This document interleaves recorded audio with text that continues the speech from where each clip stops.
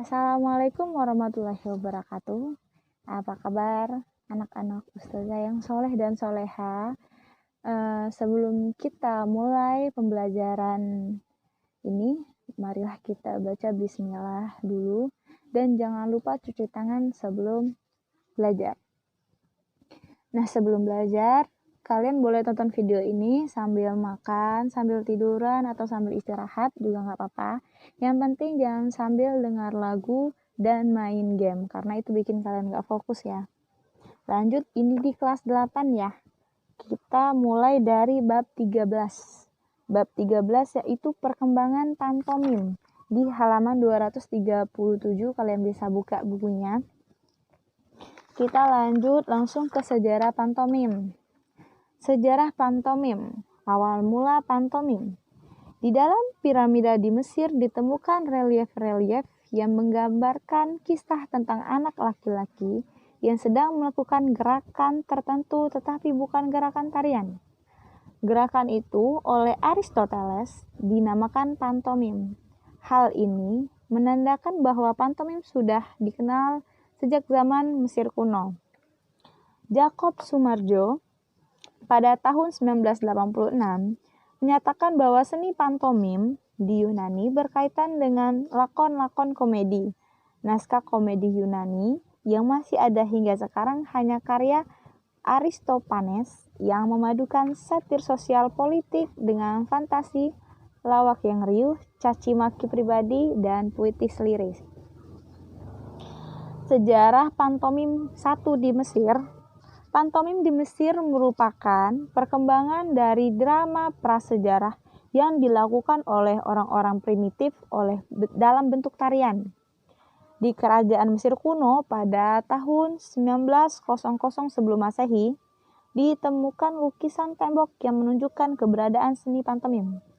Lukisan itu berjudul Angin, yang berupa 3 orang sedang menari. Hal ini membuktikan bahwa gerakan-gerakan simbolis untuk memuja dewa Bes, dewa yang memimpin semua dewa pada masa Mesir kuno. Dengan demikian, jelas bahwa pantomim Mesir kuno memang ada. Lanjut, yang kedua, sejarah pantomim di India. India sudah menampilkan sandiwara untuk menghibur para bangsawan dalam istana raja sejak sekitar tahun 100 sebelum Masehi. Gaya para aktor India penuh dengan lama-lama isyarat yang menjadi identitas seni pantomim. Gerak-gerakan berisyarat ini sudah ada sejak lama di India sebelum berkembang di Yunani dan di Romawi. Lanjut, yang ketiga, di Yunani.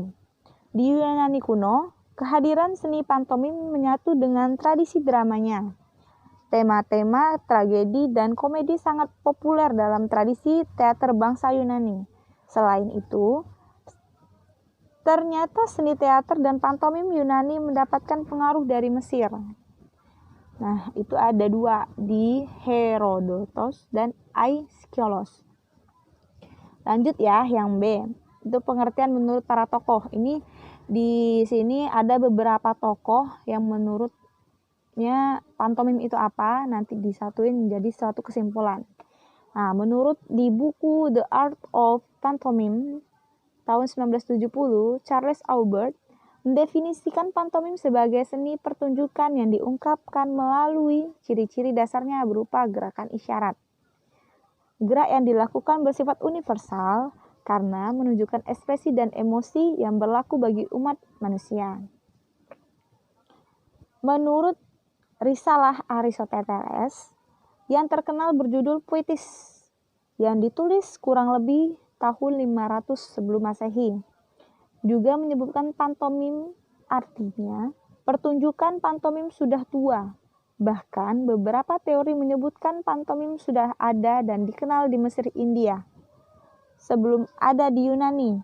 Rumusan yang dikemukakan oleh Aristoteles memberikan asumsi bahwa pantomim sudah mulai dapat diungkapkan melalui ciri-ciri dasarnya, yakni ketika orang mempertahankan seni gerak tiruan yang tidak berdasarkan pada ritme secara dominan.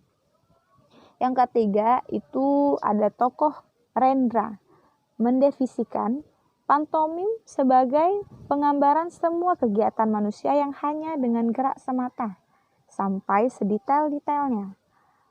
Sebagai sebuah bentuk seni yang bercerita dengan gerak semata, pantomim sangat memerlukan penguasaan seni gerak.